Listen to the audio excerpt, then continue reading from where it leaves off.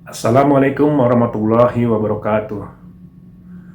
Alhamdulillah, alhamdulillahillazi arsala rasulahu bil huda wa dinil haq liyudhhirahu 'alad dini kullihi wa kafa billahi syahida. Asyhadu an la ilaha illallah wa asyhadu anna Muhammadan abduhu wa rasuluh.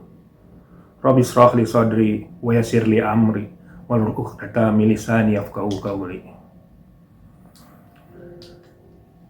Puji syukur kita panjatkan kehadirat Allah Subhanahu wa taala karena sampai pada detik ini kita masih diberikan umur yang panjang dan masih bisa menikmati bulan Ramadan yang kita cintai ini. Dan yang utama, kita juga masih bisa diberikan kenikmatan iman maupun Islam. Salawat serta salam kita aturkan pada junjungan Nabi besar Muhammad SAW beserta keluarganya, sahabatnya, dan mudah-mudahan sampai pada kita semua. Bapak, Ibu, Saudara-saudari, rekan-rekan mahasiswa yang dimuliakan oleh Allah Subhanahu wa taala.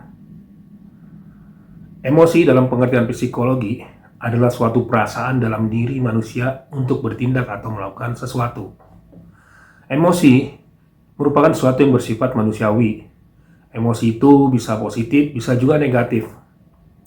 Namun umumnya yang sering kita dapati bahwa emosi itu lebih ke arah negatif, yang tentunya akan mengeluarkan output yang bersifat negatif pula. Emosi positif contohnya adalah ketika kita melihat sesuatu yang mengagumkan, di mana kita belum pernah melihatnya, maka serta-merta kita akan merasa takjub, atau ketika kita dinyatakan lulus dengan predikat terbaik, serta-merta kita akan terharu dan bersyukur pada Allah apa yang telah menentukan iradatnya. Namun, yang sering kita temui dan bahkan alami adalah emosi-emosi yang negatif, yang sering menimbulkan nafsu amarah, nafsu yang selalu mendorong untuk berbuat suatu kemungkaran. Emosi merupakan nafsu yang dilandasi oleh penyakit-penyakit hati, semisal sombong, takabur, iri, dengki, ujub, dan sebagainya. Tidak ada yang dapat mengobati penyakit hati ini selain dari kemauan dari diri kita sendiri untuk merubahnya. Dalam Al-Quran Allah menjelaskan surat Ar-Ra'd ayat 11, sungguhnya Allah tidak mengubah keadaan suatu kaum hingga mereka mengubah apa yang ada pada diri mereka sendiri.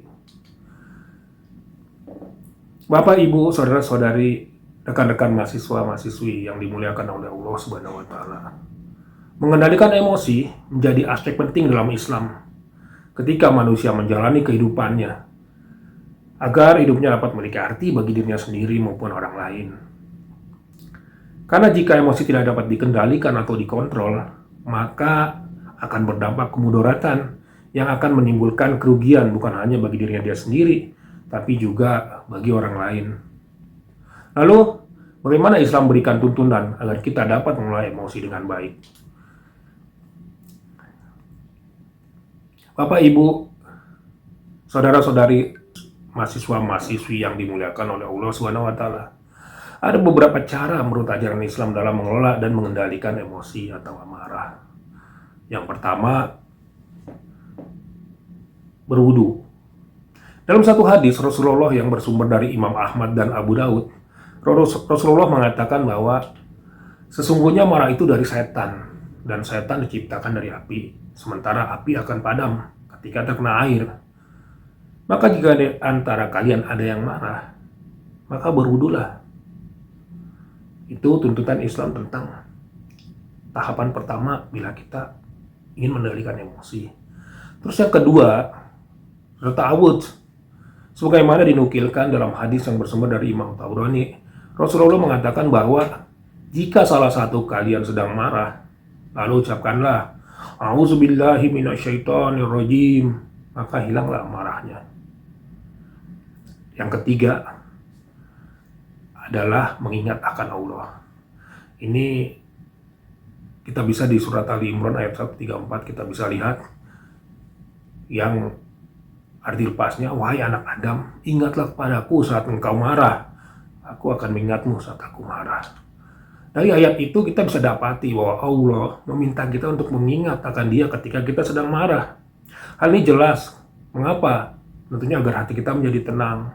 Karena seperti dalam surat Ar-Ra'd ayat 28, Allah berfirman bahwa orang-orang yang beriman dan hati mereka menjadi tentram dengan mengingat Allah. Ingatlah, hanya dengan mengingat Allah, hati menjadi tenang. Yang keempat tentunya adalah mengendalikan diri. Hadis yang diriwayatkan oleh Abu Hurairah, Nabi pernah menyampaikan bahwa menurut beliau, orang yang kuat itu bukan karena kuat fisiknya. Sesungguhnya orang yang kuat adalah orang yang dapat mengendalikan dirinya saat dia marah. Mengendalikan diri merupakan keterampilan emosional yang justru harus kita pelajari dan lakukan. Ketika kita sedang marah misalnya, kita coba berdiam diri sejenak dengan menarik nafas dalam-dalam, yang tentunya hal ini akan bantu untuk menenangkan sistem saraf kita, sehingga emosi kita akan lambat laun akan mulai menurun. Yang terakhir yaitu berdoa. Ya, tentunya doa adalah senjata bagi orang mukmin. Doa merupakan permohonan seorang hamba kepada penciptanya. Karena apapun upaya seorang, jika tidak ada keridhaan dari Allah, maka niscaya tidak akan terkabul. Untuk itu berdoa sangat dianjurkan dalam Islam. Rekan-rekan mahasiswa, Bapak Ibu, saudara-saudari yang dimuliakan oleh Allah Subhanahu wa taala. Dalam bulan Ramadan ini, selain juga dituntut untuk bisa menjaga emosi, hawa nafsu, amarah, tapi juga kita harus bisa menjaga kesucian hati. Manusia adalah makhluk yang sempurna. Karena manusia memiliki hati, akal, dan nafsu. Sebagaimana makhluk yang diberi akal oleh Allah, tentunya manusia haruslah bisa menjaga hati agar terhindar dari penyakit-penyakit hati seperti sombong, iri, dengki, berprasangka buruk, dan penyakit-penyakit hati lainnya. Lalu, bagaimana cara kita menjaga kesucian hati? Ada beberapa anjuran dalam Islam dalam upaya kita untuk menjaga hati, yaitu yang pertama adalah mendirikan sholat, baik sholat fardu maupun sholat sunnah. Sholat ini adalah suatu ibadah yang dapat menjaga hati kita, menjaga kesucian hati kita. Kemudian yang kedua, membaca Al-Quran. Dan baca Al-Quran tentunya membuat hati menjadi tenang dan tentram. Selain juga tentunya akan menambah pahala dan berkah dari Allah. Yang ketiga, banyak-banyaklah berzikir. Zikir itu merupakan satu ibadah untuk mengingat dan mendekati diri pada Allah.